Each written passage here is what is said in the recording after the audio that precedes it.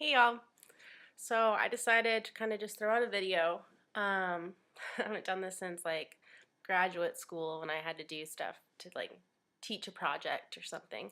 But I just thought that I would talk a little bit about um, the human condition, the science and findings on change, as well as just giving ourselves grace.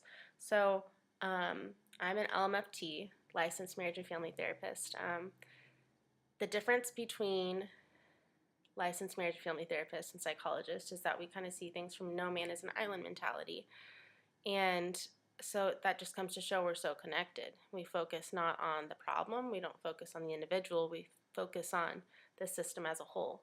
That's one of the reasons why I'm also really big on the environment, helping the homeless, sustainability, veganism, and anything else that's eco-friendly, because I don't think that we are all alone. We're also interconnected, and we're one big breathing big planet. So back to my main point, segue.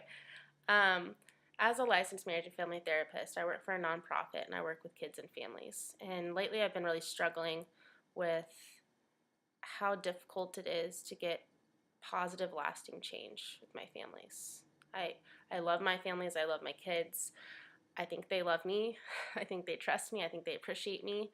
However, I could have a great session with someone, and the next day I get an email or a call saying that my teen is gone and robbed a car, a person has not shown up for school, has damaged property, and it's so disheartening for me. Um, so I guess what I kind of bring back to what I remind myself and what I want to remind others, my clients, my friends, my family, is that I remember learning about a study in my master's program. And they were talking about how even though it's so important for us to learn these techniques and these interventions, all these different models, we have cognitive behavioral therapy, solutions focused brief therapy, narrative therapy, the list goes on and on.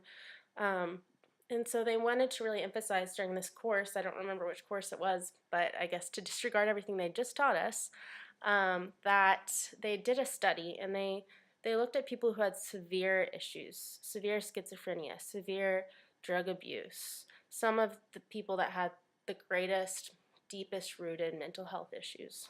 And they looked at all these different therapists, they recruited all these therapists and all these different participants who were going to see these therapists to find out and identify what theories and interventions each of these therapists utilized, and then to track them in a longitudinal study to find out who ended up being okay, who ended up having a good career, who wasn't abusing drugs anymore, who had a decent income. They measured all sorts of different aspects of basically someone who's happy and healthy and healed. Of course, none of us are perfect. It's the human condition.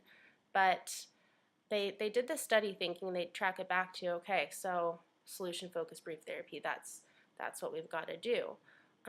Or EMDR, eye movement reprocessing desensitization. I think I missed that around. No, I got it. Anyway, so they were really hoping to find out what really creates lasting change. And they did this study and they finally went back to the original sources of success, thinking that they would be theories and intervention models, all the therapists that use this model or all the therapists that use this intervention. And instead it traced back to the person, which was kind of interesting. So there's certain therapists that created lasting, long-lasting positive change, which is amazing. And also maybe a little disheartening for the therapists that weren't those that were identified.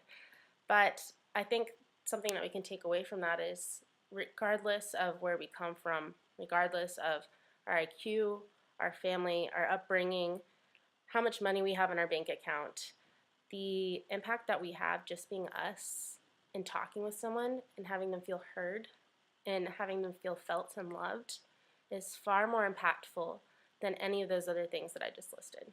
And that's such a huge message, I think, in metaphor really, to how our world works and what the purpose of life is. Life isn't about all these scientific studies and numbers. Of course, I love reading about that stuff, but when it comes down to it, it really is the human connection that's therapeutic.